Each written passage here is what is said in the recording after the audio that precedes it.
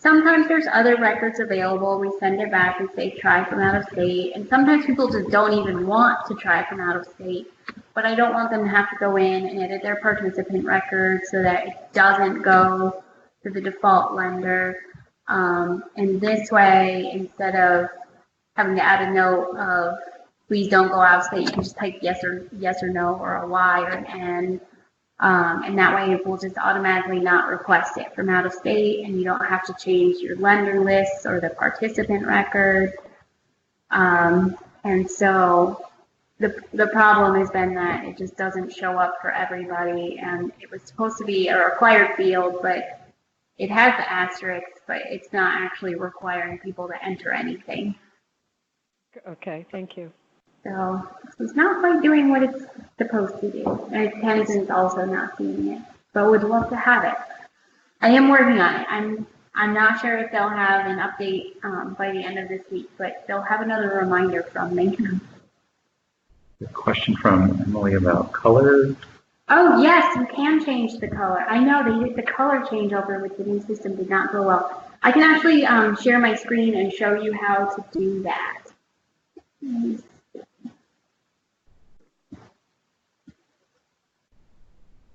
All right.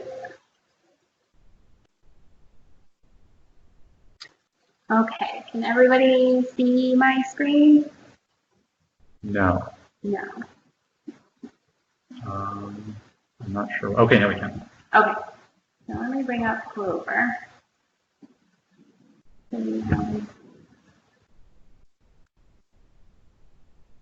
Hopefully that's on. And it is account specific too. So it's the admin, and if everybody has their own accounts, which we do, you can actually customize your own color scheme. I want to say when I first, after the update, when I changed it, I had to keep changing it a couple of times, and then when I cleared it wouldn't hold it until I cleared my cache. And once I cleared my cache on Firefox, then it kept it. Okay. So I don't know if that's helpful to anybody else. Yeah, so the green that's up there needs to be a different green before the updates. But if you go to staff dashboard, it's under down. No. It's UX admin, which because of my screen size right now is way at the bottom. And you just click on settings, and then it's under design. And you can click on themes and styles. So you can either choose a theme from what's already in here, or you can click new theme and actually pick various colors for the different things. I went through and I changed all of the font to just black because that makes it easier for me to see, but that was the only change I made. And then you hit save. You can hit apply to see what it looks like. You hit save and okay. The themes are interesting. Oh, pretty nice. I do like blue. That one is my favorite because I can see it. The royal blue on some computers is actually really hard to see, but it's not the same things that they had before, but there are some, there are some different ones. I am very glad that they got rid of the winter theme because the winter theme turned everything white. All of the font, all of the font, all of the links. I had someone send me a message saying I can't see anything in Clover, and so I had to highlight it and navigate the menus that way to fix it. Yeah, the default color schemes in Vercel were predominantly like white print on light green backgrounds, or the reverse, and were for some reason. But once you change them, everybody was good. Not hearing that. All right. Josh, are you recording? Yes. Okay. Thank you. Any other questions? For the form update I am working on, and here's our video. And the theme changes are in the UX admin menu. Another question about multiple copy requests. Yes. How does Clover count? I know that each one is assigned, and it's coming from other libraries, a single number, so why is this counted each time? Yes. What if you're doing a group request from the state for It counts as one. okay, so if you want to adjust your local statistics, it's a kosher? I think, yeah, it would. Because for us, we would go based on our circ stats, if we're looking at circ, and in that case, you would count the individual ones. But yeah, if you're counting them on like a checkbox or something, then it's perfectly fine to add in the number of copies.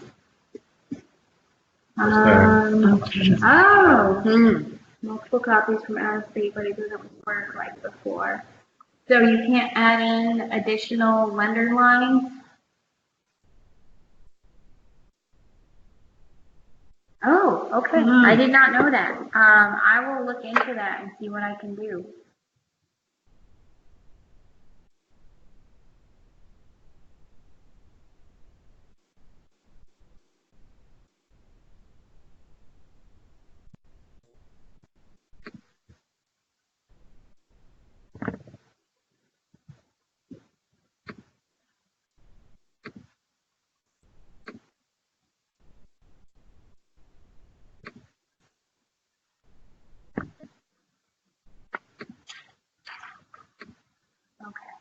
That I should be able to get you an answer, hopefully this afternoon.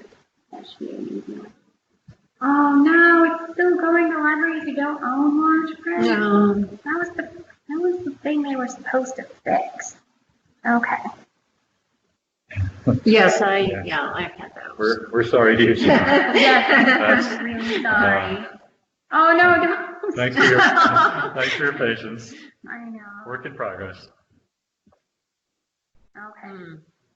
That one I will ask them to bump up much faster. Okay. All right. Any other questions from anyone? No. Okay. Okay. I guess we will jump into we're sort of in the main event. I have copies here of the Vermont IOL code and the US one if anyone needs them. Yes. Okay.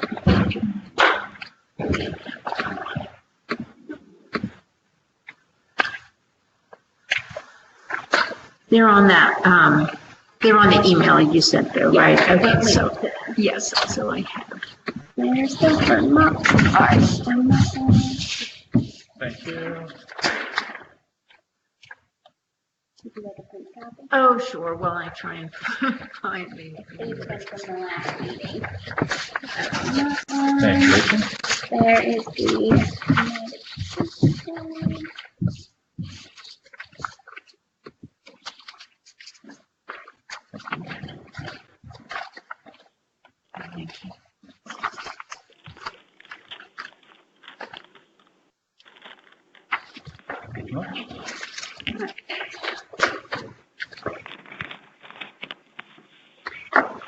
And one of my scribbled notes from the last meeting. Does anyone want to put some links in the chat box directly to these? Probably not a Or put them in your computer? Okay.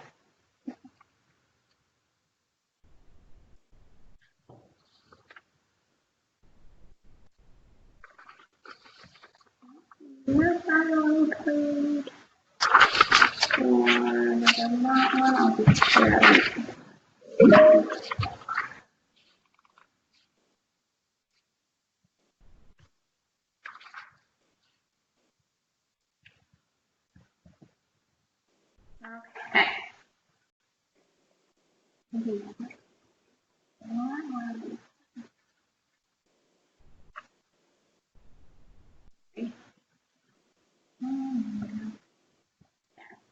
Okay.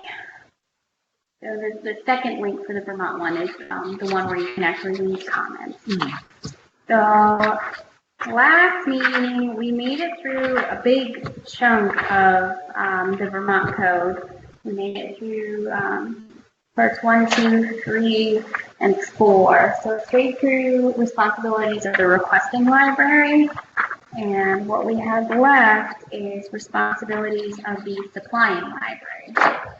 So if we wanted to, I was going to do it the exact same way where we just go through point by point and discuss and add, change, and decide if it just sounds good the way it is.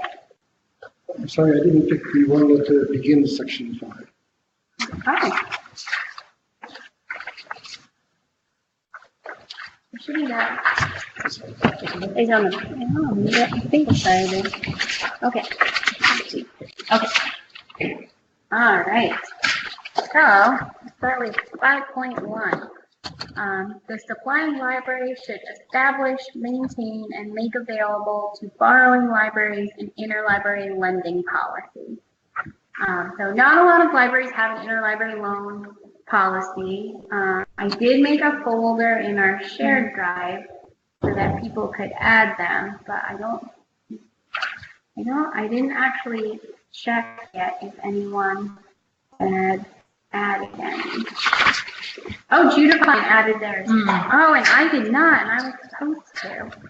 I have a brief ILL policy that is specific for our lending and borrowing for state employees.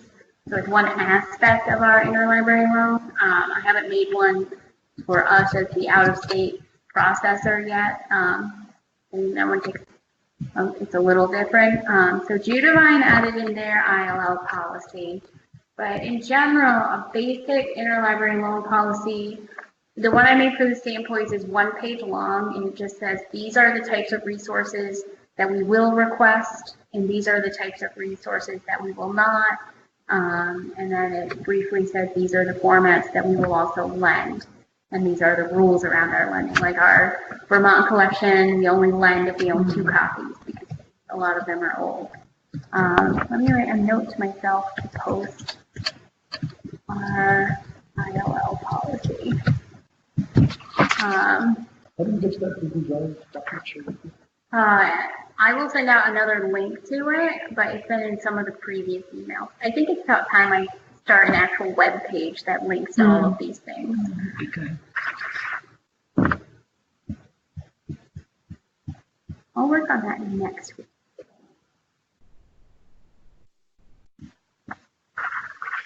I finally cleaned my desk, so I found my to-do list, all of them. So the ILL policy, I can do some digging and maybe send out some more sample policies from this, other states or any other libraries. I'll do some searching, and maybe we can make I don't know, a web and an online meeting where we can talk about interlibrary loan policies. It's like maybe an hour-long online only meeting. Yeah, because I'd like to Work on that.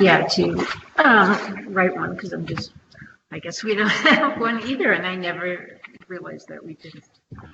I know. We never had one either. So I'll make sure to send out my copy and another link to this, and I'll find some more samples online, and I'll see if ALA has any advice on how to write, like just a brief. It doesn't have to be super detailed, so like 1 page is fine.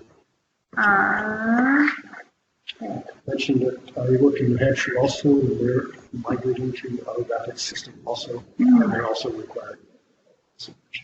Oh, good.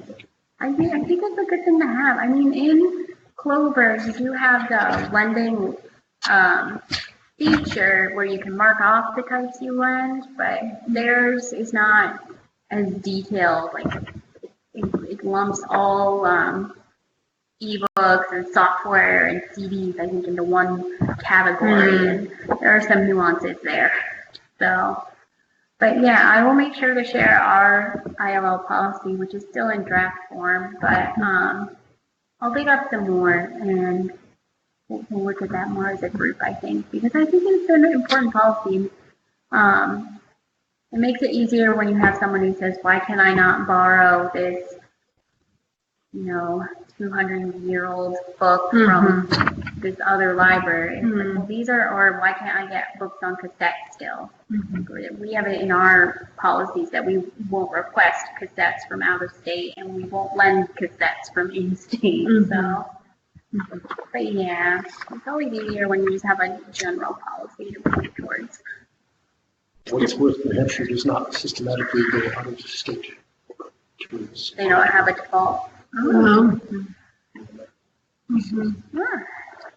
I think too, as BT Law starts looking at standards for libraries, that the more that individual libraries have policies, raises everybody up in terms of standards. Yeah, and if you're a lending library and a borrowing library, which is why can't I borrow this? You say, well, here's our policy and why we won't lend it. All right, so everyone's still good with 5.1 and supplying libraries should have an interlibrary lending policy. I like the word should, not must.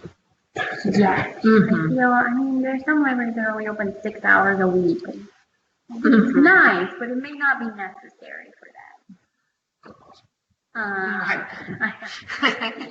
Exactly. Okay, so 5.1 is good. 5.2. The supplying library should consider filling all requests for material, regardless of format, but has the right to determine what material will be supplied on a request-by-request basis. The supplying library is encouraged to lend materials that readily circulate to its own patrons. A supplying library, however, is under no obligation to fill requests that are incomplete or inaccurate and may return such requests to the requesting library. I'm not sure you can really return them using the new system. I think we could just end it at is under no obligation to fill requests that are incomplete or inaccurate, just leave out the may return.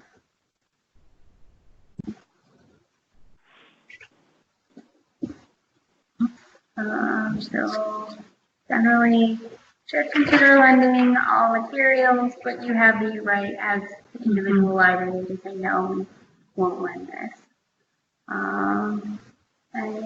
Kim says that sounds good.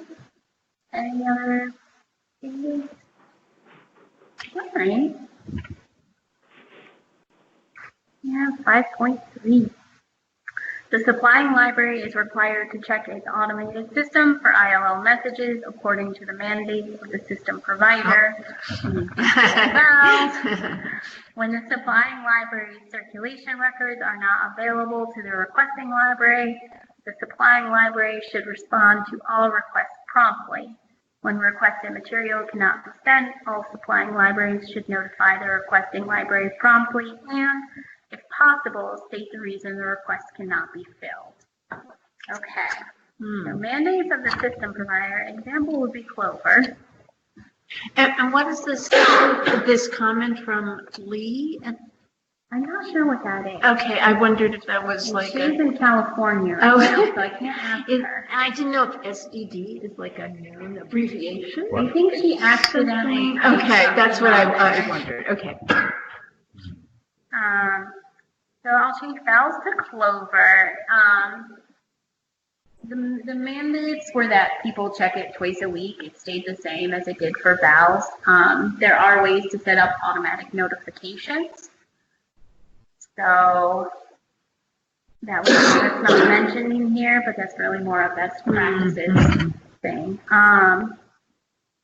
When the supplying library circulation records are not available, we could just say when shelf status for the supplying library is not enabled.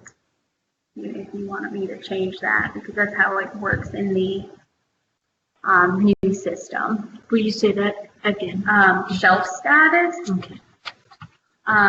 Do you want to make your policy specific to a system if the system changes? I know. I don't know if circulation records are quite the I mean, maybe when the supplying record library's circulation status instead of records.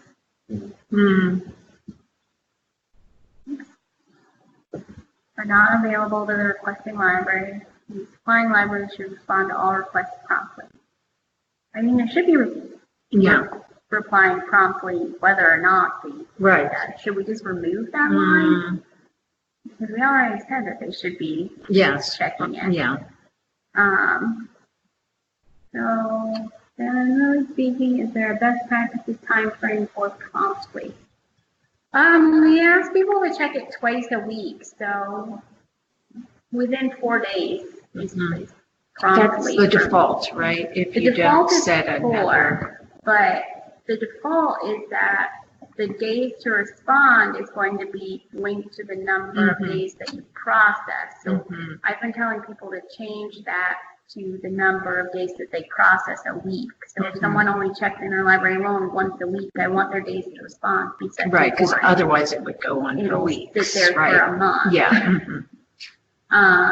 So yes, I would say check it every couple of days and respond within 2 to 4 days. But is everyone okay if we just remove the line when the supplying library's circulation records are not available to the requesting library? The supplying library should respond to all requests promptly, because I think that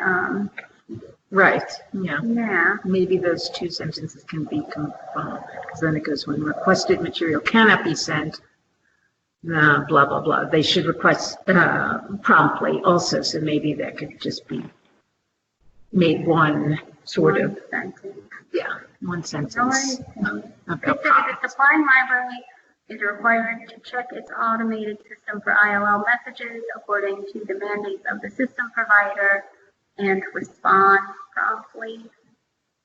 Maybe we can find another word for promptly. And respond within a reasonable time frame.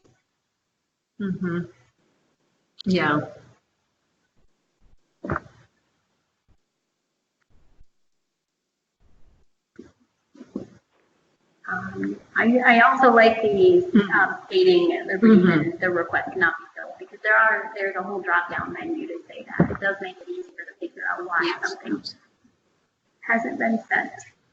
Okay, so 5.3 is going to be the supplying library is required to check its automated systems for ILL messages according to the mandates of the system provider, example Clover, and respond promptly.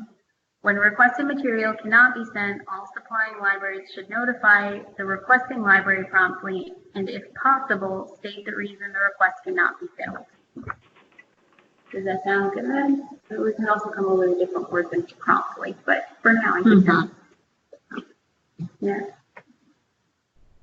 I could have been typing something, so. All right. So, she's typing.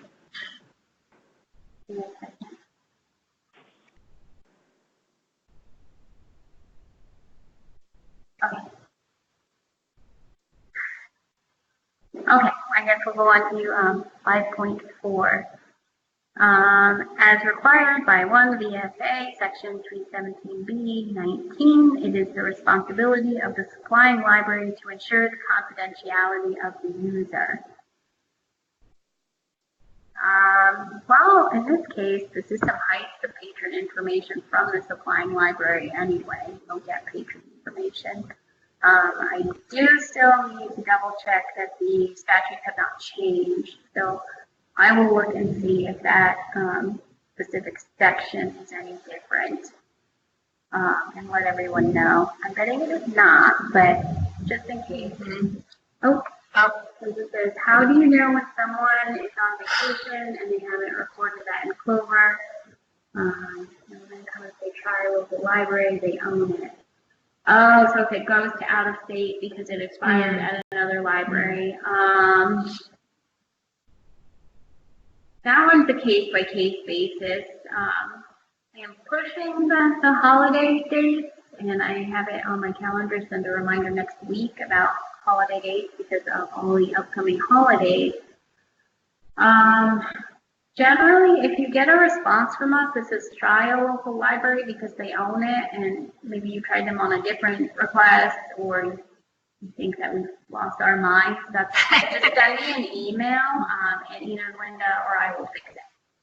We'll either check with them to see what's going on and why they didn't answer, or we will just bump it back to us and request from out of state. Okay. In terms of confidentiality, is it true that if you put a patron's name in the borrower notes field, that's It's visible to the lender. If it's in the borrower's notes field, that shows to the lender. okay, so we shouldn't do that. You should not. I think what we have done, because we're using the piggyback process sometimes, Mhm. we're just saying patron S or something. That's fine.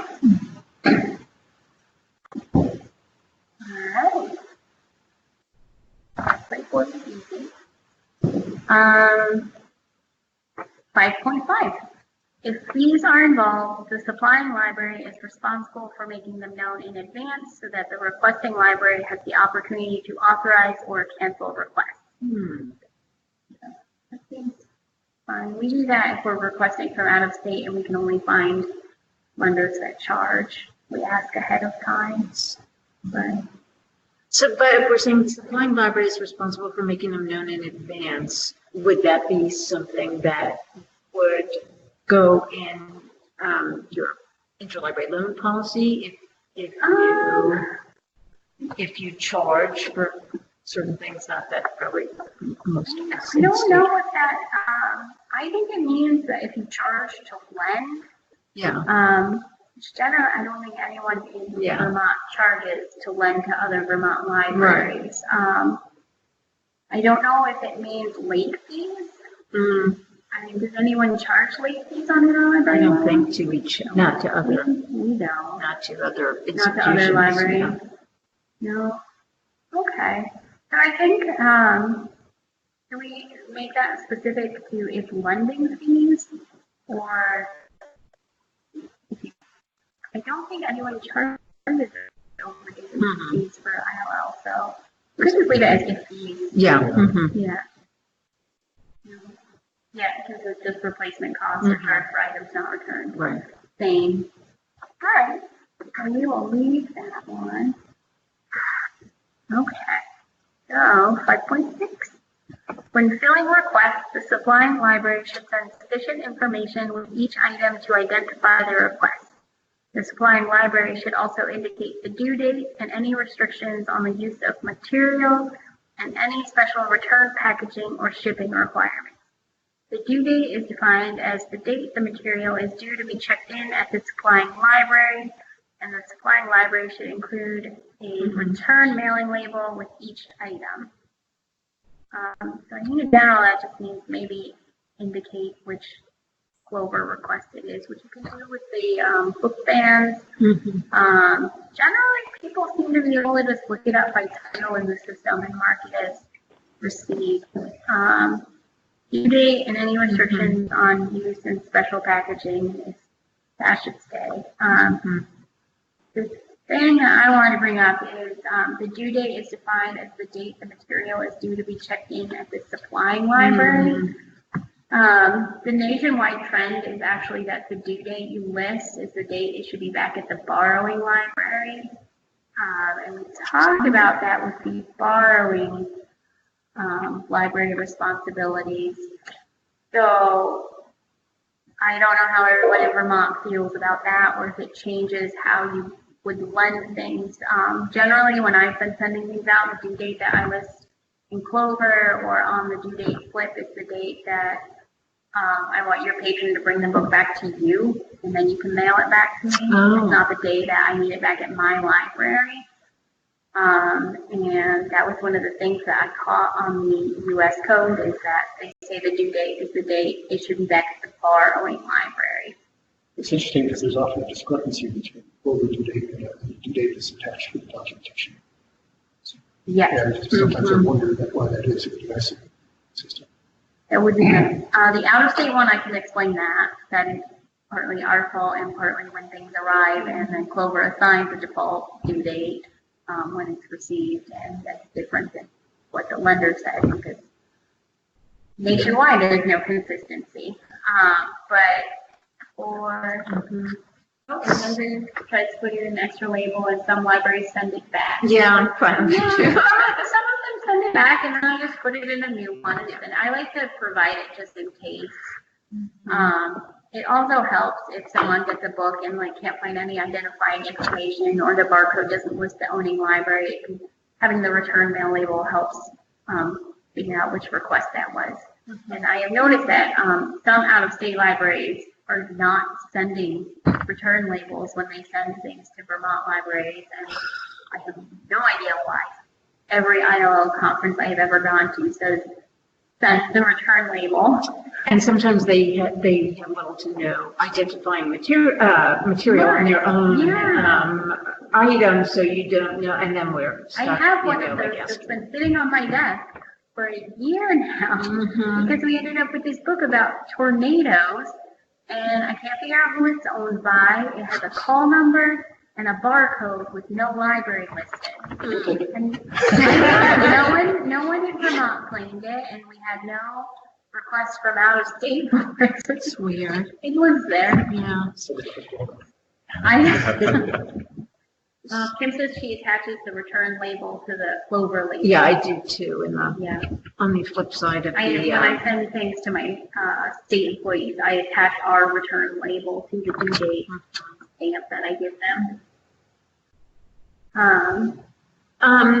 so back to 5.6. So that would say then that whatever date they're getting in Clover would be potentially different than the date we have in our circulation setting in our circulation system, because otherwise it could then, if we're expecting it just to get back there and it could take like a week or more to get back to us, you don't want to be sending them overdue notices.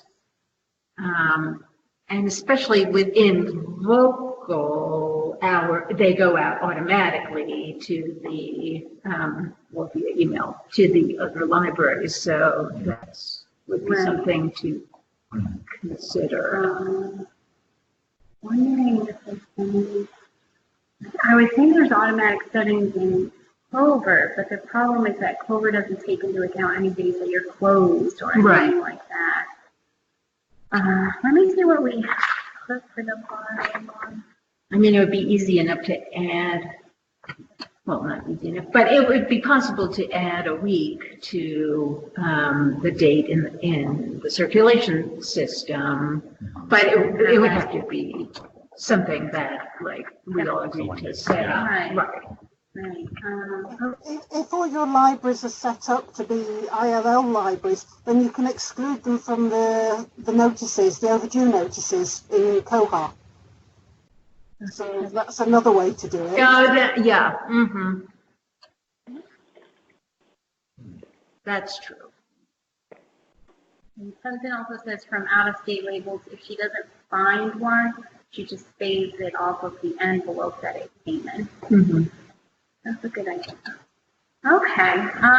So it sounds like I'm not sure where to go with the due date. I mean, it would be we could say that the due date is defined as the date it's due back at the borrowing library, and then open up discussion when we start sending out drafts of this to VLA and VISLA and all of the groups involved. The argument is that then it's in line with a nationwide policy, which Vermont does not always do, but for interlibrary loan, it might help. But, and is it in this, I didn't read the whole code of the United States, it's in there.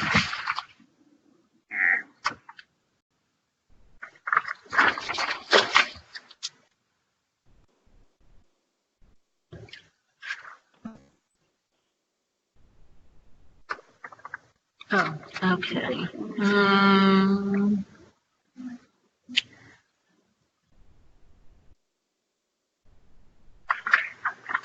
Yeah, there it is. It's in there, 5.7. Okay. The supplying library should clearly indicate the due date unless otherwise indicated. The due date is defined as the date by which the material is due to be checked in at the requesting library for return to the supplying library. So supplying library should implement a grace period before sending overdue notices to account for items in transit. Oh, so they put that very well. Yeah. That's why I printed off the version that had the explanatory stuff. Yeah, no, that's, in there. yeah. So we can change it to match the U.S. code that PRUSA and ALA have, and then open it up for discussion from other parties. And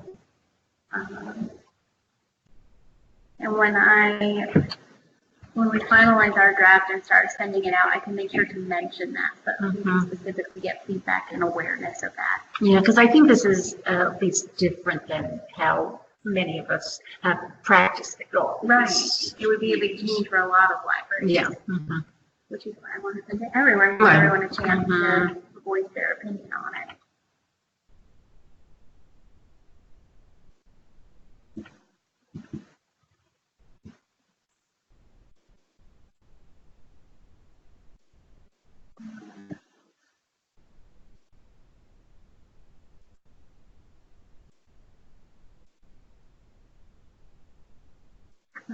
Is there any other issues or anything with 5.6?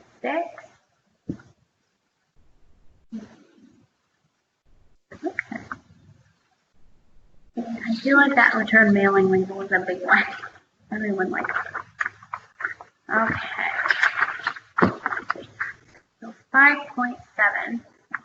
The supplying library should ship materials in a timely and efficient manner to the location specified by the requesting library. Loan materials should be packaged to prevent loss or damage in shipping. Copies should be delivered by electronic means whenever possible. The supplying library should absorb all outgoing shipping costs, limited photocopying, electronic transmittal as available, and insurance as needed. So you pay when you ship and you package as well. I mean, that seems... I've only seen one library require insurance so far, and it was a state library. Yeah. I do wonder about that clause because insurance is actually not that useful with the postal service unless you have a receipt for the purchase of the item, which you can't get. Right. So I think it's, if the supplying library wants to insure it when they send it, that's fine. But that's one of those fees that would have to be made if you aware to the borrowing library before you bill it. So. Yeah, that wasn't made clear in that one instance. Yeah.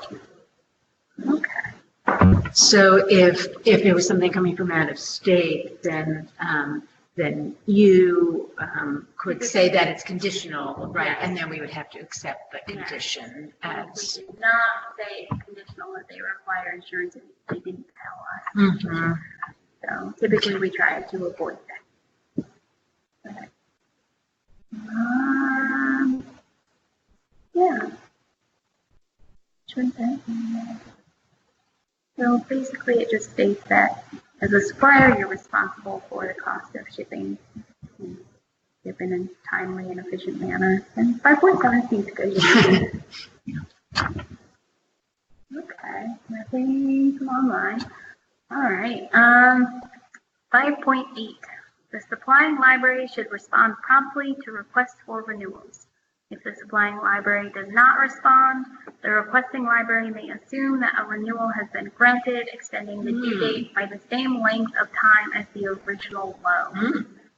That was actually how I was always told what happened when I borrowed books. They're like, well, we submitted the request, so you hang on to it until they tell us no, or until we tell you just to bring it back. That doesn't preclude the ability of the lending library to change the term of the renewal as opposed to So if you do approve a renewal, you can change the due date to whatever you want. So it could be a shorter period. But again, you would have to respond to the renewal request. If someone doesn't respond to it, I assume that they're not either not checking it or they don't mind that it's now overdue in their system. And what would you consider a reasonable time to make that assumption? I usually give it a couple of weeks, and if they haven't responded, then I'll tell the patron can bring it back. It's been a while. Yeah. But There are a couple of related questions. is a renewal refusal the same as a recall? It depends on if the renewal request was submitted before the due date. If they refuse a renewal, but the due date is still 2 weeks out, then I assume it's not due for another 2 weeks, but then they want it back. And a recall means that they want it back right then, right now. Yes, and Tenzin said sometimes renewal requests come early, so they try to wait until it's due so that they have more time. So I guess it also depends on when you request a renewal. I generally wait, if a patron asks me for a renewal, I'll wait until the week that it's due before requesting a renewal. But then you have to remember to Yes, do that. Want to make the requests way in advance because they're planning on going on vacation. Right. Okay. And I found that to be problematic sometimes, how long the request for to specify. Right. Right. Yeah. Generally, if I make a request and I haven't heard anything in a couple weeks, I either ask the patron for it back if they're not on vacation, or I'll just email the lending library and say I asked for a renewal. Is there any? It's still sitting there. Can we actually renew it, or do you want it back? That's more like when you submit the renewal request. Can you submit it even though the item has just arrived and you've got a 3-week call? Patron wants it by you. You could put a note in that says that for the out-of-state ones, if it's that early, we usually say please just request again closer to the period, because we tried that a few times, and the out-of-state library is like, why are you requesting this now? Because they asked for it. Yeah. Well, some of the out-of-state requests I've noticed, they'll only give a 3-week loan period, and that takes a week to arrive. Gives our patron 2 weeks or less. We almost always have to request a renewal. Yeah. Yeah. Yeah. Yeah, those funny ones are when, like, there's a 5-week loan period and 2 weeks before, because the patron is thinking ahead, they want, so you put it in. So I'm always assuming if somebody has put in a renewal request on Clover, that they intend, that there's an intention there, that they want it renewed. They want me to attend to that right Sometimes away. people put in a note that says, can we keep it until this date? Right, yeah. So that's helpful. Yeah. So I guess if you're putting in the renewal request really early, maybe just put a note that says, Mm, can we that would- have it through this date? That would be probably a good thing to do. And then I've had some libraries ignore that date. Yeah. Yeah. I had some where I put in a renewal request and just never hear from them. And then I get an overdue request notice, and I email them, and I'm like, but I put in a renewal request. And they say, oh, we didn't see it. Right. And then they renew it, and it's fine, but yeah. The only problem with that is if you library that's not open the same day that you are, you can't actually talk to the person. Yeah. And Kenza says she sometimes receives emails from out of state with overdue notices, but Clover has different due dates. And Clover, we put notes in Clover saying that you should go by the due date that's listed on the material when it arrives, just because sometimes it gets shipped, and before we can update it's shipped, it arrives and it's marked received, and then Clover just assigns a due date based on our default lending period. But for out of state, the default lending period doesn't really ever match up, because everyone in other libraries from out of state have different lending periods. Yeah. Okay. You look like you wanted to say something. I'm all good. It says, yes, a library's lending policies and default settings, another system like Koha can create a different due date from Clover as well, and if the lender doesn't catch the difference, it happens. It doesn't. I think part of it is that Koha takes into account what days are closed and assigns due dates based on that, and Clover just doesn't. It goes by a number of days, and that's it. So, yeah. I just, if I get an overdue notice, I generally look at it, and then I see if I renewed it, and I just reply and email them back and say, well, this was renewed, you update it in the system. And I know that sometimes when we process renewals in Clover, I don't always remember to go to Verso and update it, and some people get automatic emails from there. So that's an error on our part. But As you guys notice, email that says, you cannot respond to this. oh, I hate that. I know. Right. Yes, communicating when an item is coming due or overdue is helpful. So, yeah. I think that generally people do pretty well at communicating. On my to-do list, I just want to let you know, actually downloading all of the participant records from Clover and seeing who has entered contact information and who is not. Because I would like everyone to have at least an email address so that you can reach out to that person. And on the request forms, it can actually be a default to have the email address listed. And we have that on ours, but it doesn't help when people don't have an email address. So it's on my to-do list. And that should actually help make communicating with each other a little easier when you don't have to go and dig up all of the emails. So back to 5.8, respond promptly to requests for renewals. Do you want to leave in that the requesting library may assume that a renewal has been granted? We could take out the extending the due date by the same length of time as the original loan, or we could just leave it as is. Because it seems like when someone doesn't respond, it's handled on a case-by-case basis. Okay. Take out that section? Okay. So we'll just remove the extending the due date by the same length of time as the original loan, and then leave the rest as. Okay. All right. 5.9, the supplying library may recall material at any time, which you can, and there is a recall feature in Clover. And I feel that one stands. Attempt to. Yes, that is correct. Attempt to recall. Typically, if you recall, then I sometimes get an email saying someone changed it to recall, and I don't know what that means. Send it back. Okay. So we'll leave 5.9 as is. 5.10. Supplying libraries should keep current, detailed, written accounts of their ILL procedures so that whenever possible, supplying library backup staff can cover any ILL staff absences. Like the policies, it should be done if you have the staff and the time. I'm still working on ours, so we only have some of our procedures written down. But generally, people have a backup person trained, or they go on vacation and they close the account using the vacation dates. So it's a good suggestion. Okay, no comments online. Anyone online? Any changes? I feel like it's phrased the same way as the policies one, so.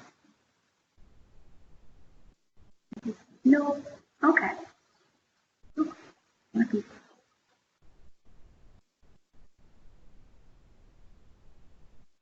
I think Laura's on a mission to make sure everyone has policies and on their website and procedures that I would have after that.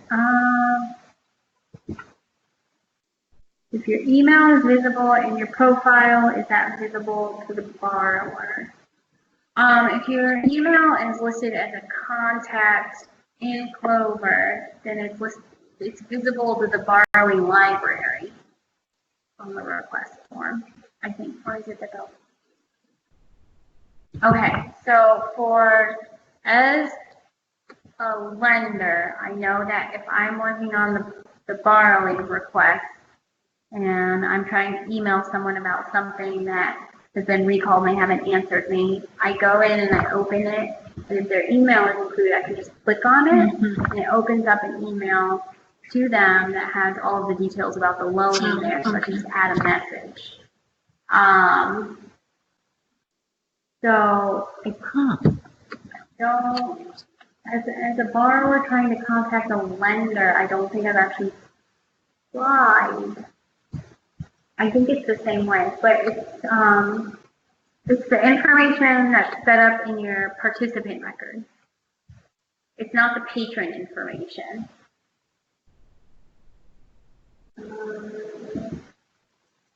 I think there's no changes, but I would love to see other people's internal trading info. Probably have to get people to put policy on like put it on procedure. I know. Yeah. Mm-hmm.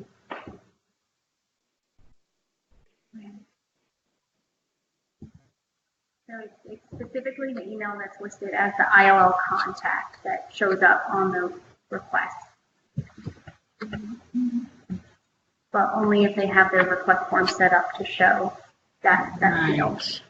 Not everyone does, I don't think. Right, because I'm looking at a request from another library right now, and it doesn't.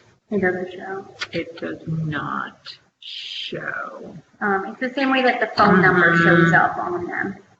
Usually the email will show up either right above or right below. Oh yeah, okay. And here's another one where it does show. Okay, so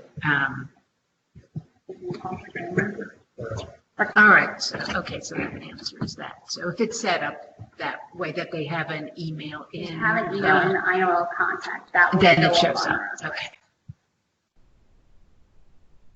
I never tried just. I was so excited when on I it. realized, I clicked on it on accident. It popped up an email on my Outlook that had the ILO request number and the title and the message about this request. And so I could just type right in there. Oh, but I see it like sends it, because most of the time I log in as not the administrative, I log in using my account, so it's trying to send it from my personal Gmail. Oh, yeah. Okay, but if I did it from my desktop dashboard as an admin, then it should open up Outlook if I'm, okay, I'll try. So, Yeah. I think it's because in my desktop that's set up with the default email Okay, system. I'll try that. Yeah. That's everything. I mean, even Yeah. if it only opens up something in your personal email, you just copy all Yes, the right. No, information. I love how it adds, the request, the title, the author. Right. Yeah. Oh, okay. All Good right. to know. Okay, so 5.10 stands. 5.11. The supplying library is responsible for following the provisions of this code. Disregard for any provision may be reason for suspension of service by any other Vermont library. Libraries should contact BOL ILO when code compliance is in question. Let's change that to Department of Libraries. And I believe that same clause is in the borrowing side as well. But generally, I do tell people if you notice that someone is not following the code, you can contact me and we can figure out something. But you are also, if you're borrowing libraries that are just never returning anything and you can't get a hold of them, you are allowed to suspend them in your system and mark them as not being able to borrow anything. You treat a library as a patron, so you treat it the same way. Has it ever been done? Suspending them entirely from the interlibrary loan system or having a library suspend another library? Suspended that account. It has not. I think it has been close, but it has not.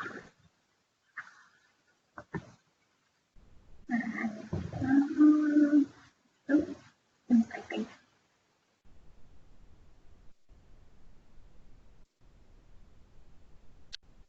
Yes, that is another thing I like to leave up to individual libraries is the door materials. So,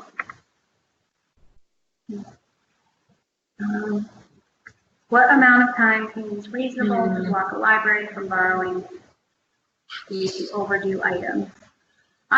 It can be an amount of time, it can be a number of items that they have out, and it can be the value of the item. I would say treat it the same as you do another patron.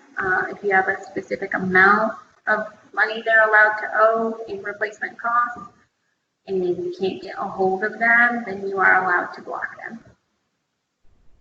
And if you let me know, I can also track if a lot of people are blocking someone, and then I can reach out to them. But Interlibrary Loan is a statewide partnership. So if someone is just completely ignoring it, then we do have the power to suspend their system. And if they are doing it with a lot of libraries, then they at that point know that they have to change. Generally, I think people are suspended. I don't think we've ever actually refused to lend something to a library. But I think the typical limit is somewhere with like $200 worth of missing items. I think it depends on the library's policy. But at that point, I would say treat it like a regular patron and follow the same policy, especially if you're not getting any responses back from them. And you can also send a warning notice that says, due to the missing items and this many fees, if we don't hear back from you by this date, we will be suspending your borrowing privileges. And that's, no, you can't do a block lender. I used to do a block lender. I was thinking you could block them in Clover, but you can't actually do that. But you can turn down all of them. And I think one of the reasons of will not supply is blocked. No, interesting. Any other questions about 5.11? No. We made it through the whole ILO policy, ILO code. It says approved by DLA board in 2002 and the VIMA board, which is now VISMA, in 2003. So I think the next step is I'll make any changes in the draft that's online. And I will send that out to the group so there can be any more final discussion. And I think I stated at our next meeting, we were going to go over the U.S. code to see if there's anything else in there that we would like to either add in or update in ours, tie in with theirs, but see if there's any additional changes that we wanted to make. So I will send out the U.S. code again, and hopefully our next meeting is going to be in February, so I'm betting most people will attend online. But I'm hoping by February everyone will have a chance to go over the U.S. Interlibrary Loan Code, including the explanatory supplement, because I found that really helpful. I think that our policy is specific enough to Vermont that we don't really need an explanatory supplement, but I would like everyone to look over that and make any notes that you think you want to change in the Vermont code or things that you think should stay different and why.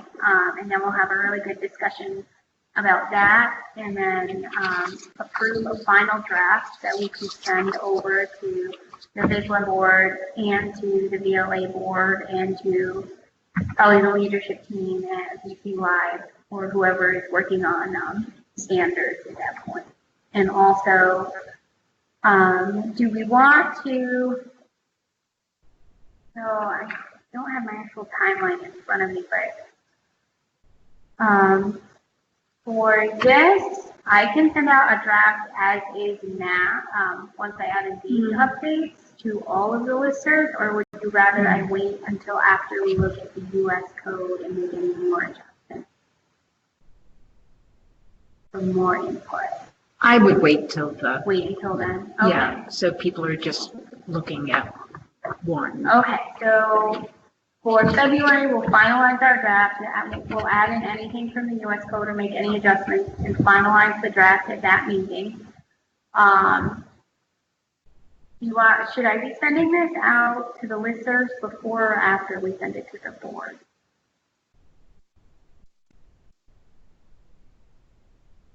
Or at the same time that we have feedback? I think before. Yeah. I'll give a deadline. for feedback, and then we'll send the final draft to the boards for approval at their meetings. Yeah, that might work out too because the VLA board does their retreat in June, so Okay. that's probably a good I time don't know to look at that. before a really good one. Okay. All right. So February we will meet. We will go over the draft and the U.S. code, and we will finalize our draft during that meeting. And then I will send it out on listservs probably the next day, Friday, which is Monday.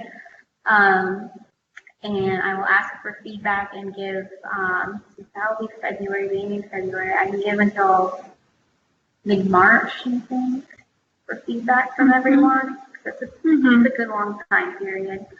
And then I will send what we have. I have the date in February. I do not. I have to, it would be hosted in Barry, and in the afternoon. If anyone has date preferences, you can let me know. I'm okay with, not many people usually have preferences, so I'm okay with planning around them. I just have to make sure the community room in Barry is available. And that's what we'll do in February, and then I will give a deadline for mid-March for feedback from all of the listservs. And then we will send it to VP Live Leadership, to VISLA, to BLA boards. And that way they can present them at their, the June retreat. And then also, I don't know when VISLA has like a big board meeting. I'm assuming somewhere around the same time, but maybe we have those during the school year.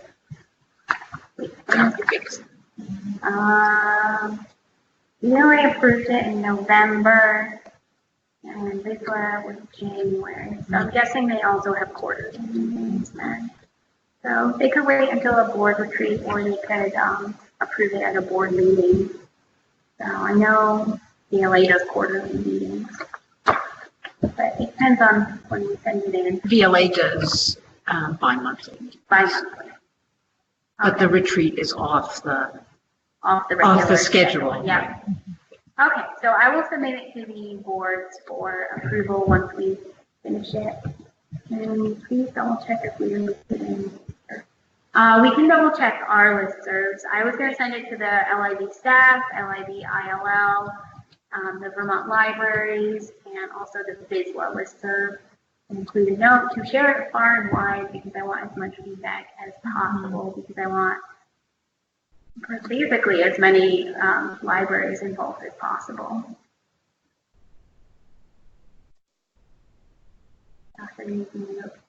Okay, Josh will double check the listservs if you have any questions.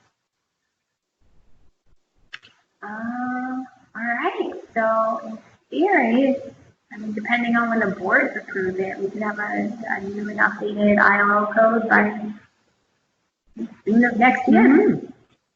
So that's pretty exciting. That was the big task for today. Did anyone else have any feedback or anything else they wanted to talk about relating to ILO?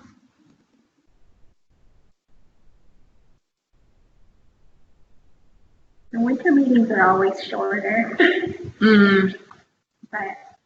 good. All right. I'll give it another few minutes see if anyone has anything else. But I will update my to-do list to post our ILL policy and create an actual web page for the ILL roundtable that brings together all of the links and all of the things that we've been working on. It's actually part of what I am working on for my online class right now too. So, okay, on to-do list. So that makes sense. All right.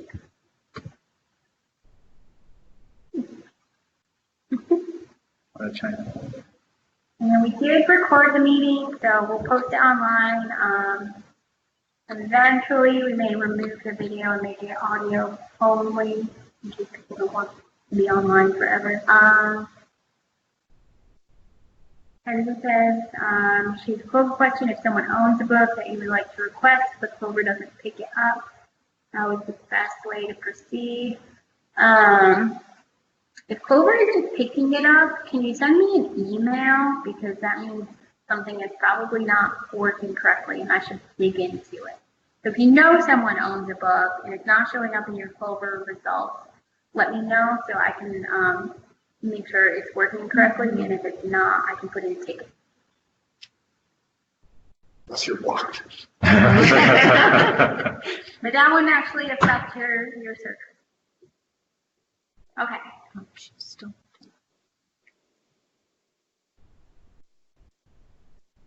But yeah, anytime you have any Clover questions, just send me an email. Oh, she had to call around a while. Oh, yeah, definitely. Send me an email with any titles and owning libraries, and that way I can dig in and see what is going on, because it should be pulling them in. And I think the search results have been a little inconsistent as of late. So with any luck, they are fixing that.